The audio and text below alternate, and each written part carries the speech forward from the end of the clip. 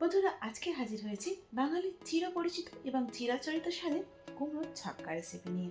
যেহেতু আপনারা আমার পরিবারের সদস্য, তাই কয়েকটা নিজের কথা আমি আজকে আপনাদের সাথে শেয়ার করতে চাই।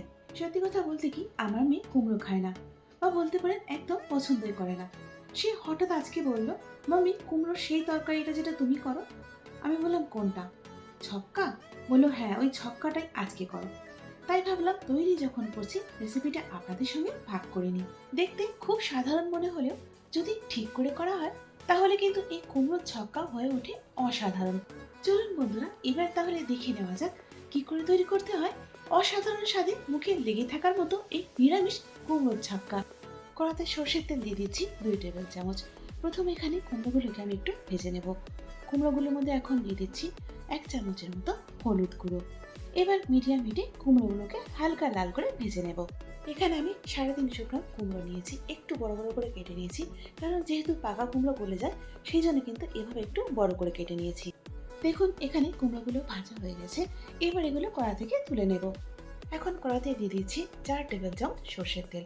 ফোড়নের জন্য এখানে নিয়েছি 2টো তেজপাতা, 1 চা চামচ গোটা জিরে ও 1টা শুকনো লঙ্কা। এর সাথে দিয়ে দিচ্ছি একটুখানি হিং। এখন ফোড়নগুলোকে কিছুক্ষণের জন্য নাড়াচাড়া করে নিচ্ছি। এখানে একটা মাঝারি সাইজের আলুকে আমি একটু বড় বড় করে কেটে নিয়েছি, এখন সেটা দিয়ে দিলাম। এবার মিডিয়াম হিটে আলুটাকে হালকা ভেজে নেব। দেখুন বন্ধুরা, এখানে আলুটা বেশ কিছুটা ভাজা হয়ে গেছে। এবার এর মধ্যে দিয়ে দিচ্ছি 1 টেবিল চামচ ধনের গুঁড়ো, সাথে দিয়ে দিচ্ছি 1 চা চামচ জিরের গুঁড়ো, ঝালের জন্য দিয়ে দিচ্ছি 1.5 চা চামচ লঙ্কার গুঁড়ো এবং হলুদ গুঁড়ো দিয়ে দিচ্ছি 1 চা চামচ। হলুদের পর এখন দিয়ে দিচ্ছি আদা বাটা 1.5 চা চামচ, দিয়ে দিচ্ছি কাশ্মীরি মির্চ পাউডার 1 টেবিল চামচ। এখন সমস্ত মশলাগুলোকে কাঁচা গন্ধ চলে যাওয়া অবধি লো টু মিডিয়াম হিটে কষিয়ে নেব। এখানে আলুর সঙ্গে সমস্ত মশলাগুলো ভালো মতো কষানো হয়ে গেছে, আর দেখুন তেলটা ছেড়ে দিয়েছে। এবার এর মধ্যে দিয়ে দিচ্ছি ভেজে রাখা কুমড়োগুলো, এর সাথে দিয়ে দিচ্ছি একটা টমেটো। এবার সমস্ত কিছু খুব ভালো করে কষিয়ে নেব এবং ততক্ষণ কষাবো যতক্ষণ না টমেটোটা একেবারে নরম হয়ে যাচ্ছে। দেখুন এখানে টমেটোটা গলে গেছে। এবার এর মধ্যে দিয়ে দিচ্ছি 1 কাপ জল, এর সাথে দিয়ে দিচ্ছি কুমড়োর নরম অংশগুলো। এবার নুনটা দিয়ে দিচ্ছি পরিমাণ মতো। হাফ কাপ ছোলাকে ভিজিয়ে আমি নুন দিয়ে সেদ্ধ করে নিয়েছি, এখন সেটাই দিয়ে দিচ্ছি। এখন সমস্ত কিছু ভালো করে মিশিয়ে নিচ্ছি। বন্ধুরা, কুমড়োর ছক্কা তো আমি এভাবেই করি, আপনারা কিভাবে করেন আমাকে কমেন্টস করে জানান, জানতে পেরে আমারও ভালো লাগবে। এখন চাপা দিয়ে গ্যাসের ফ্লেমটা লোতে রেখে কুমড়ো এবং আলুটাকে সেদ্ধ করে নেব। প্রায় 8 মিনিট পর এখন ঢাকাটা খুলে নিয়ে একটু নাড়াচাড়া করে নিচ্ছি। চলুন এবার দেখি কুমড়ো এবং আলুটা সেদ্ধ হলো কিনা। হ্যাঁ, দেখুন এখানে কুমড়োটা সেদ্ধ হয়ে গেছে। চলুন এবার দেখি আলুটা সেদ্ধ হলো কিনা। যেহেতু আলুটা একটু ভেজে নিয়েছিলাম সেই জন্য আলুটাও কিন্তু প্রপারলি সেদ্ধ হয়ে গেছে।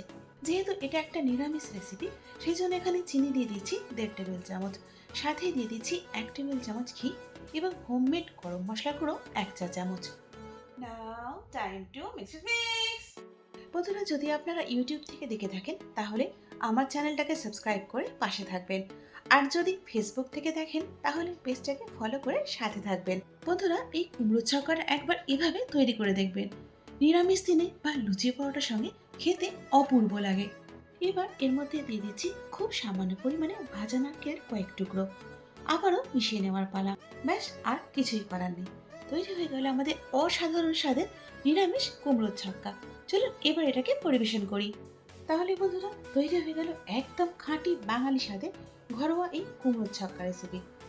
আপনারা একবার অবশ্যই বাড়িতে তৈরি করে দেখুন, আর কেমন হলো আমাকে কমেন্টস করে জানান। আশা করি আজকের এই কুমড়োর ছক্কা রেসিপিটা আপনাদের ভালো লেগেছে।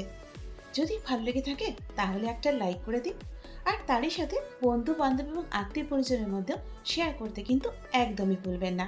সুন্দর এবং সহজ অন্য কোনো রেসিপি নিয়ে ফিরে আসছি পরের ভিডিওতে। ততক্ষণ আপনারা সুস্থ থাকুন এবং খুব ভালো থাকুন।